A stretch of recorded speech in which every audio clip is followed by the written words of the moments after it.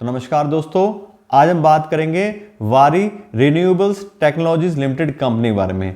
Company renewable energy sources के through energy generation काम करती है, पावर जनरेशन काम करती है और कंपनी का जो मेन फोकस है वो सोलर पावर जनरेशन पे है। कंपनी सोलर पैनल्स भी बनाती है और साथ साथ सोलर पावर के जो प्लांट्स हैं वो भी कंपनी बनाती है। और आज की ये वीडियो हम अपने सब्सक्राइबर्स की डिमांड पे बना रहे हैं। और अगर आप भी चाहते हैं कि हम आपके लिए किसी कंपनी का फंडामेंटल एनालिसिस करें तो हमारी वीडियो के कमेंट बॉक्स में आप अपना नाम और उस कंपनी का नाम लिख सकते हैं। तो फिर हम जल्दी जल्दी कोशिश करेंगे हम आपको उस कंपनी के ऊपर वीडियो बना के दें। तो हम बात करें अपनी कंपनी की, तो वारी रिन्यूएबल्स टेक्नोलॉजी लिमिटेड, इस कंपनी का नाम पहले था संगम रिन्यूएबल्स लिमिटेड और 2021 में बदल के इसका नाम वारी रिन्यूएबल टेक्नोलॉजी लिमिटेड कर दिया है। कंपनी एक वर्टिकली इंटीग्रेटेड कंपनी है। जब बात की कंपनी सोलर पावर के पैनल्स बनाती है, प्रोजेक्ट बनाती है, तो कंपनी पैनल्स भी बनाती है, उसके प्रोजेक्ट्स भी बनाती है, उसके थ्रू कंपनी पावर जनरेशन काम करती है और आगे जो कंपनियां इलेक्ट्रिसिटी जनरेट जो डिस्ट्रीब्यूशन काम करती है उनको इलेक्ट्रिसिटी बेचने का भी काम करती है। तो कंपनी पावर जनरेशन के सेक्टर में काफ़ी अच्छा काम करती है। बात करें तो कौन कौन से कंपनी पावर पैनल्स या प्लांट्स बनाती है, तो कंपनी सोलर पंप्स बनाती है, सोलर पार्क है, फ्लोटिंग सोलर्स कंपनी बनाती है और रूफ टॉप सोलर्स बनाती है। तो सारे टाइप के जो सोलर प्लांट्स होते हैं कंपनी वो बनाती है। फिर बात करें तो कंपनी मैन्युफैक्चरिंग के साथ साथ इसकी सर्विसिंग और मेंटेनेंस का भी काम करती है और कंपनी ऑपरेशन और मैनेजमेंट भी देखती है जितने भी टाइप के सोलर पावर प्लांट्स होते हैं। तो मैन्युफैक्चरिंग काम भी है, साथ साथ सर्विस भी कंपनी देती है। अगर हम बात करें कंपनी की पावर जनरेशन कैपेसिटी की, तो वारी की बात करें तो इंडिया की सबसे ज़्यादा एग्रीगेटेड इंस्टॉल कैपेसिटी वारी के पास ही है। 12 गीगावाट की काफ़ी अच्छी install capacity already company hold करती है और कंपनी के 3 प्लांट्स हैं, एक सूरत के अंदर है और 2 गुजरात में है। 12 गीगावाट की तो ऑलरेडी कैपेसिटी है, साथ साथ कंपनी 5.4 गीगावाट की सेल कैपेसिटी और इंक्रीज करना चाह रही है फाइनेंशियल ईयर 2024 के अंदर। तो ऑलरेडी काफ़ी अच्छी कैपेसिटी भी है और कंपनी एक्सपेंशन की तरफ भी काम कर रही है। उसके अगर बात करें कंपनी के ऑपरेशन एंड मैनेजमेंट सर्विसेज की, तो अभी कंपनी में 490 प्लस मेगावाट के O&M के पोर्टफोलियोज हैं जिसमें कंपनी सोलर पावर प्लांट की जो एसेट्स हैं उनको ऑपरेट और मैनेज करती है। Company end to end solution provide करना चाह रही है अपने कस्टमर्स को जिससे कम से कम ब्रेकडाउन हो और ज़्यादा एनर्जी जनरेशन काम हो सके। पैनल जो है एक बार लग तो गए, उसके बाद में उसके लगातार मेंटेनेंस करना, उनको अच्छे से ऑपरेशन रखना कि वो ज़्यादा इलेक्ट्रिसिटी जनरेट कर सके, उसके ऊपर कंपनी काम करती है। उसके बाद बात करें कंपनी के कस्टमर कौन कौन से हैं, क्या क्लाइंटेल है कंपनी की, तो कंपनी ऑलरेडी 10,000 से ज़्यादा प्रोजेक्ट कर चुकी है जिसमें सोलर वाटर पंप्स हैं, टेलीकॉम, रूफटॉप, उसके बाद बात की थी फ्लोटिंग सोलर, इस तरह के प्रोजेक्ट कंपनी ऑलरेडी कर चुकी है। और काफ़ी बड़ी बड़ी और अच्छी कंपनियां कंपनी क्लाइंट हैं, उसमें है आदित्य बिरला ग्रुप, भारत पेट्रोलियम, सेलो, L&T, मुंबई मेट्रो, NTPC और रिलायंस इंडस्ट्रीज लिमिटेड। इन सारी कंपनीज को ये कंपनी अपनी सर्विसेज दे चुकी है। तो काफ़ी अच्छा बिजनेस है, काफ़ी अच्छी रेपुटेशन है, तभी ये सारी कंपनियां इनसे सर्विसेज ले रही हैं। उसके बाद करें कंपनी की ऑर्डर बुक की, तो कंपनी के ऑलरेडी 856 प्लस मेगावाट के ऑर्डर्स हैं जिसको कंपनी कंप्लीट कर रही है, अभी अंडर कंस्ट्रक्शन चल रहे हैं। उसके बाद करें तो अभी फाइनेंशियल ईयर 2024 के फर्स्ट क्वार्टर में कंपनी ने 96 प्लस मेगावाट के ऑर्डर को सक्सेसफुली एग्जीक्यूट करके डिलीवर कर दिया है। तो कंपनी काफ़ी अच्छा काम कर रही है और अच्छे ऑर्डर ऑलरेडी कंपनी होल्ड कर रही है। उसके बाद करें तो अभी कंपनी को लेटेस्ट 1 मेगावाट का ग्रीन हाइड्रोजन प्लांट का भी कॉन्ट्रैक्ट मिला है जिसको कंपनी ने बिडिंग में जीता है।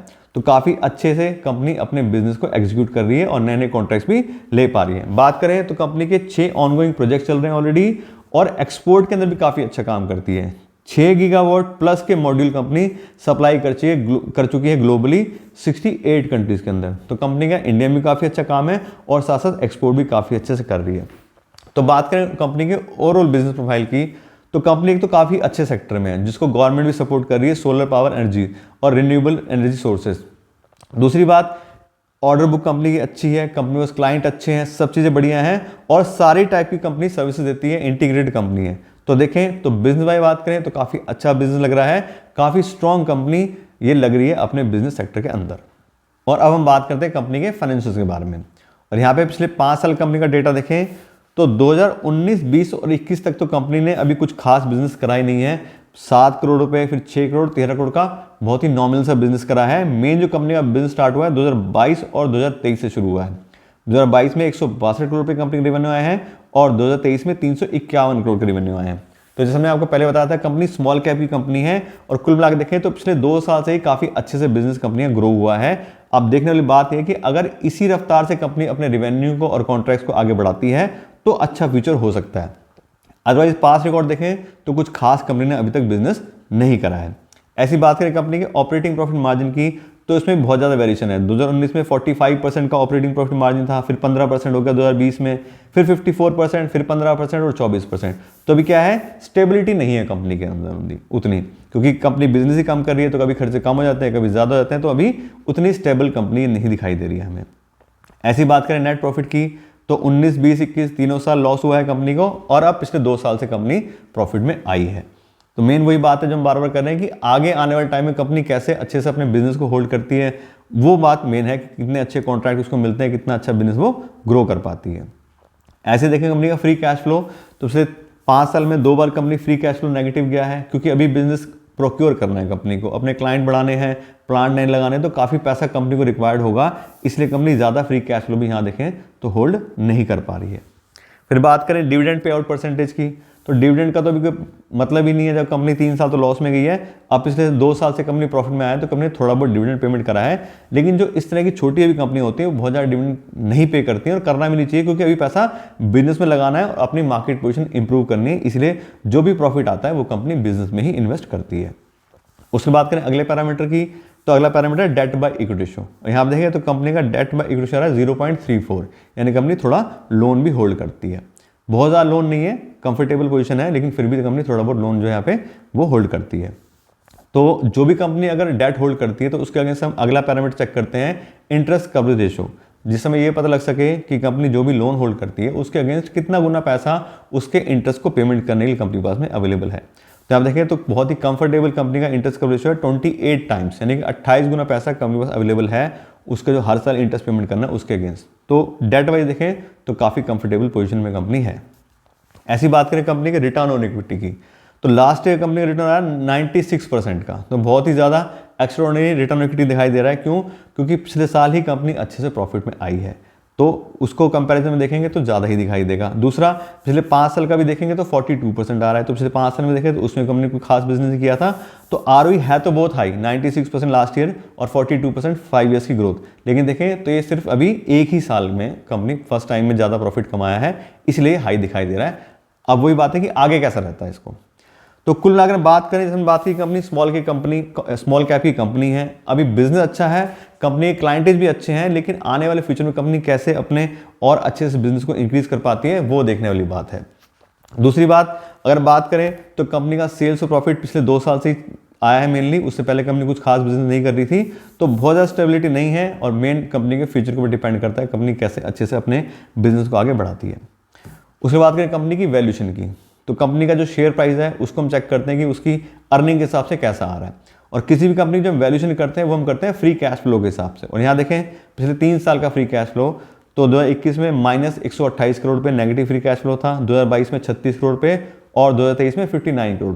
अब इसको हम टोटल करें तो टोटल 3 साल का जो कंपनी का फ्री कैश फ्लो है वो नेगेटिव आ रहा है -11 करोड़ रुपये, यानी कंपनी पिछले 3 साल के एवरेज देखें तो नेगेटिव फ्री कैश फ्लो में। जैसे बात की थी बार बार कंपनी को भी पैसा अपने बिजनेस में इन्वेस्ट करना है तो फ्री कैश फ्लो भी जल्दी से अवेलेबल नहीं होगा। तो कोई भी कंपनी अगर नेगेटिव फ्री कैश फ्लो वाली होती है तो हम उस कंपनी में इन्वेस्ट करने के लिए बिल्कुल भी सजेस्ट नहीं करते हैं, क्योंकि वो बार बार पैसा उसमें लगाएगी, कब बिजनेस अच्छे से स्टेबल होगा, कब प्रॉफिटेबिलिटी आएगी, कब फ्री कैश फ्लो अवेलेबल होगा, कुछ नहीं पता। तो हिसाब से देखें तो अभी हमारे हिसाब से उतनी अच्छी कंपनी ये नहीं है, उतनी स्टेबिलिटी भी कंपनी में दिखाई नहीं दे रही है। प्लस बात करें कंपनी के मार्केट का जो अभी शेयर प्राइस चल रहा है कंपनी का वो आ रहा है 5118। अब क्योंकि फ्री कैश फ्लो के हिसाब से इसकी वैल्यूएशन तो हो नहीं सकती क्योंकि नेगेटिव फ्री कैश फ्लो है, हम कंपनी का price by earning ratio check कर लेते हैं। अभी कंपनी का प्राइस बाय अर्निंग रेशियो है 96 का, यानी कि extremely high price by earning ratio है। कंपनी उतनी अर्निंग नहीं करती जितना ज़्यादा उसका प्राइस है 5118। तो वही बात है कि फ्री कैश फ्लो तो है ही नहीं, उस हिसाब से कंपनी ओवर वैल्यूएशन में आ गई और प्राइस बाय अर्निंग रेशियो के हिसाब से कंपनी ओवर वैल्यूड है। तो साहब देखें तो इन्वेस्टमेंट करने का तो कोई पॉइंट अभी बनता ही नहीं है। अब बात ये कि इतना हाई प्राइस कंपनी क्यों चल रहा है, क्योंकि जो सोलर पावर के जो बिजनेस है उसको गवर्नमेंट भी काफ़ी अच्छे सपोर्ट कर रही है, रिन्यूएबल एनर्जी की तरफ सब चीज़ें लगी हुई हैं, तो काफ़ी अच्छा सेक्टर है, इसलिए बहुत ज़्यादा हाइप बनी हुई है इस तरह के सेक्टर में जो भी कंपनीज काम करती हैं, इसलिए कंपनी का हाई प्राइस चल रहा है। लेकिन बात करें तो ज़रूरी नहीं है कि हमें इसी कंपनी में इन्वेस्ट करना है, और भी बहुत सारी कंपनी है अलग अलग सेक्टर की, उनको हम चेक कर सकते हैं। ज़रूरी नहीं है कि कंपनी को सब लोग इन्वेस्ट करें तो हमें उसमें जाना ही जाना है। तो बात करें तो अभी नई कंपनी है, थोड़ा हमें और अच्छे से इसको देखना चाहिए, 2-4 साल और अच्छे से बिजनेस देखते हैं कैसे करती है, बाकी कंपटीशन भी काफ़ी अच्छा है इस सेक्टर में, तो उस हिसाब से देखेंगे। अभी तो फिलहाल देखें तो ये इन्वेस्टमेंट हिसाब से सही कंपनी मेरे को नहीं लग रही है।